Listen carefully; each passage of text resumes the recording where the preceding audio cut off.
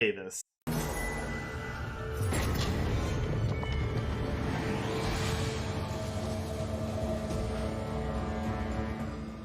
All right, quick start for both players. They are just firing off. That was a fast first turn as I got out there. But Derek Davis fired off an open way supplier. Imsobad just playing power and passing turn. So that must be why it was so quick. Neither player had really done much here. Just Derek Davis getting an open way supplier. Imsobad played out a strategize on turn 2, keeping a feeding time here. And Derek Davis going 2 into 3 here, 2 into 3 with a Javon as well.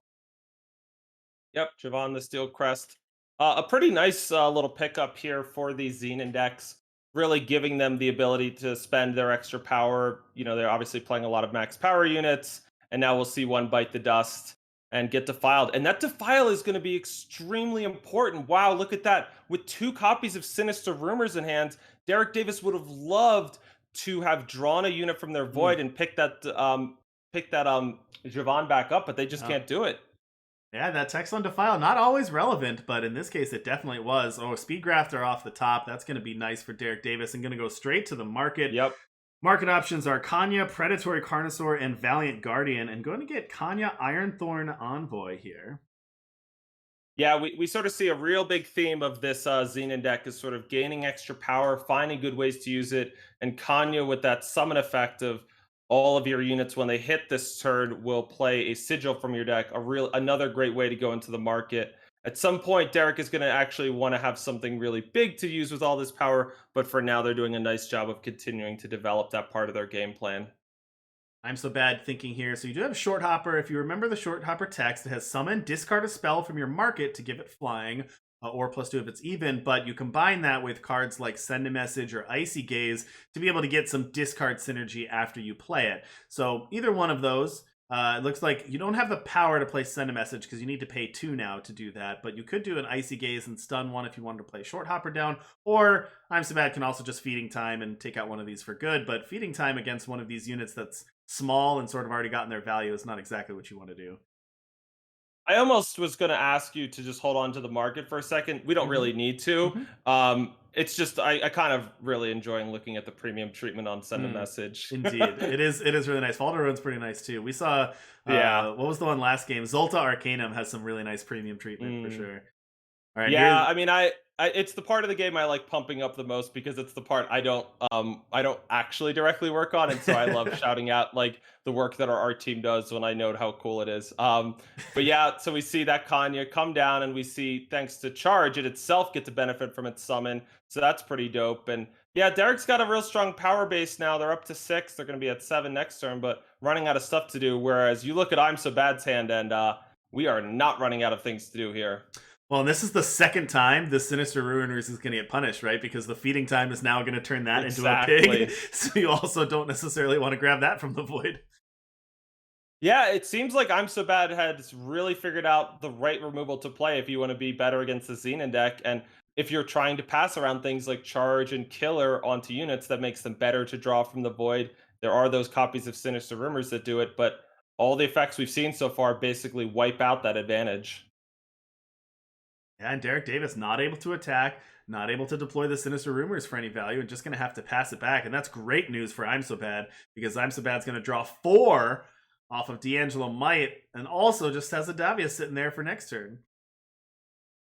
Yep. Now we'll see an exploit off the top for Derek, and that's going to be nice. I imagine it's going to go after the Davia. That's going to be important. You really don't want to see a second D'Angelo's might played this game by I'm So Bad. And going to draw a Sandstorm Titan there, so that was a good set of draws there for Derek Davis, but now down on the card advantage side of things, so I'm So Bad. Yeah, Defile, Vinegrafter, Defile, not necessarily the best draws, but I don't think at that point, when you go up 4 cards to 1, they don't need to be the best cards, they just need to do anything, really. Vinegrafter can go get a rock, and we're just going to go grab D'Angelo Might. Hmm. Oh, thanks to the Short Hopper. Don't forget about the Short Hopper's second ability. It took me a second. Pay 6 to draw a spell Yep. from your Void and give it Void Bound. So you don't need the Davia for that. You can hard cast. You can pay full price for it from the Short Hopper and get that D'Angelo Might back. Yeah, it's not the thing that comes up in every game with Short Hopper, but when it does, it's in a moment like this. Derek's not feeling too great about it.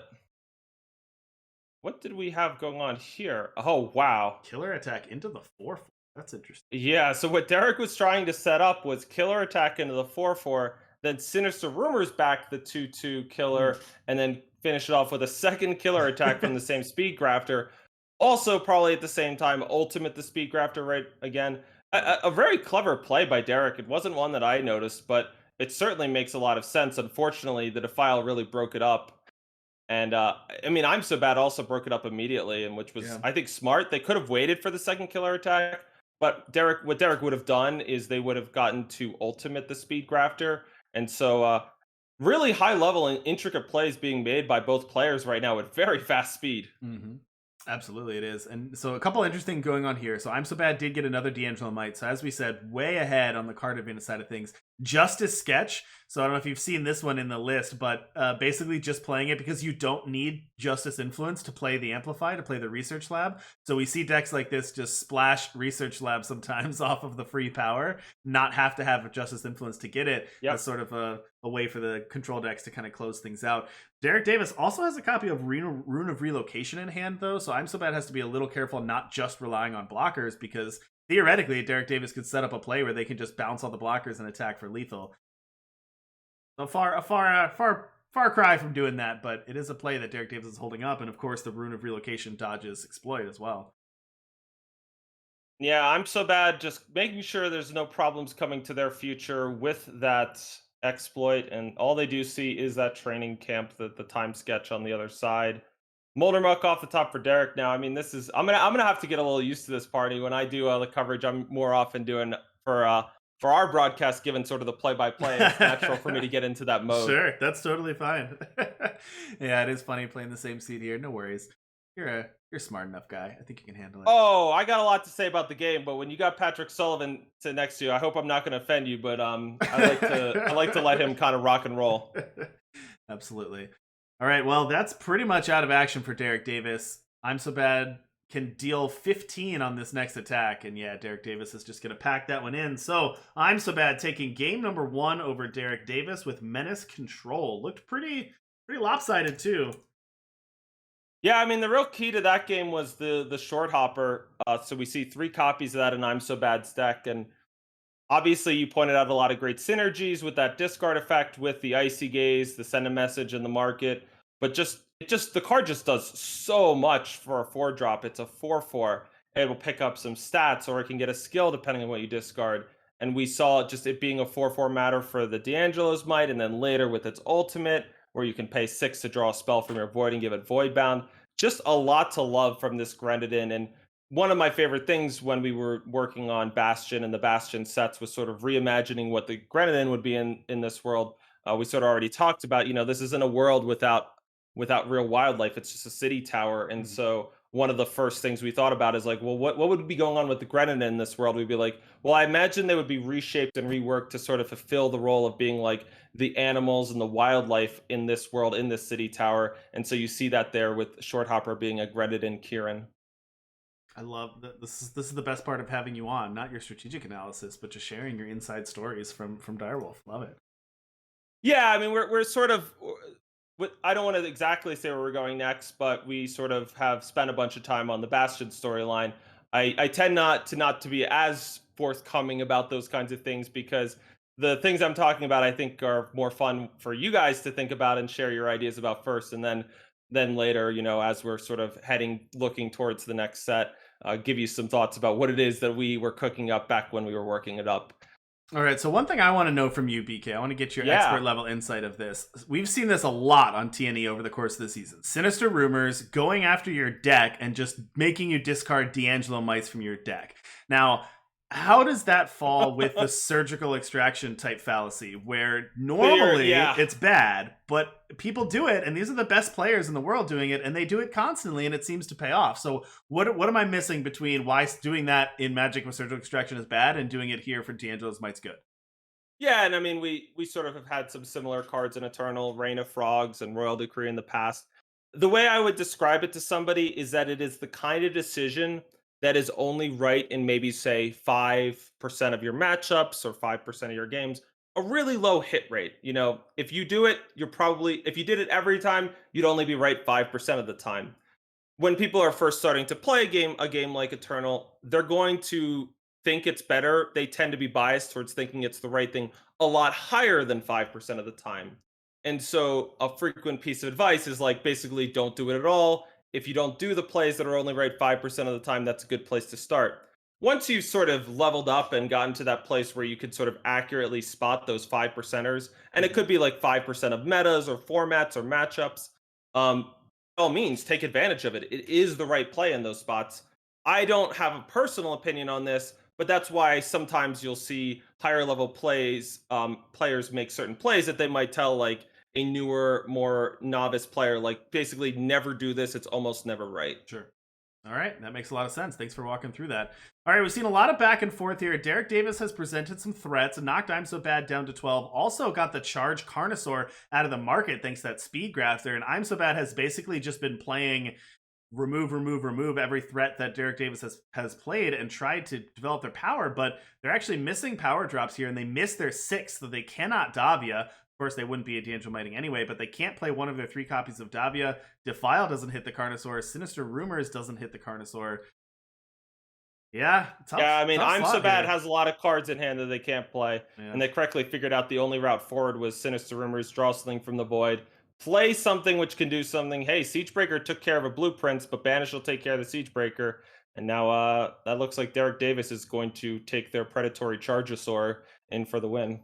Nice one, nice one. And that's Oh game, yeah. folks. Derek Davis tying things up at 1 game apiece.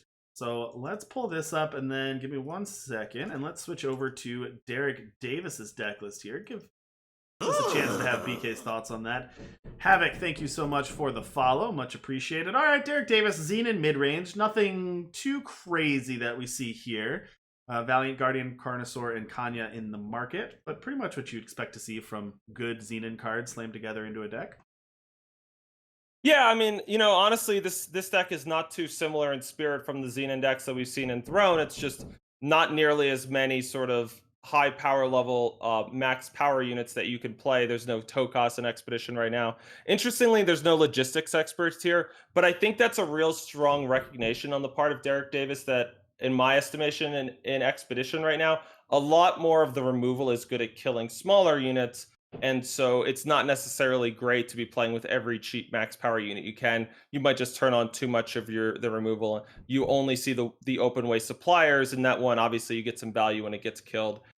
It's certainly something we saw in the last game where you saw that Carnosaur and we saw multiple Yeah. removals in I'm So Bad's hand, and it was like the file doesn't kill it, Sinister Rumors doesn't kill it. The removal's good at killing small things, not as good at killing big things right now. Yeah, absolutely. I was just going to point that out. Carnosaur a little bit of an older card, but yeah, we see how powerful that was here when, like you said, the removal targets less things, the lower cost things. Javon going to hit on turn 3 here for Derek Davis. I'm So Bad has that Defile, again, taking out the smaller unit.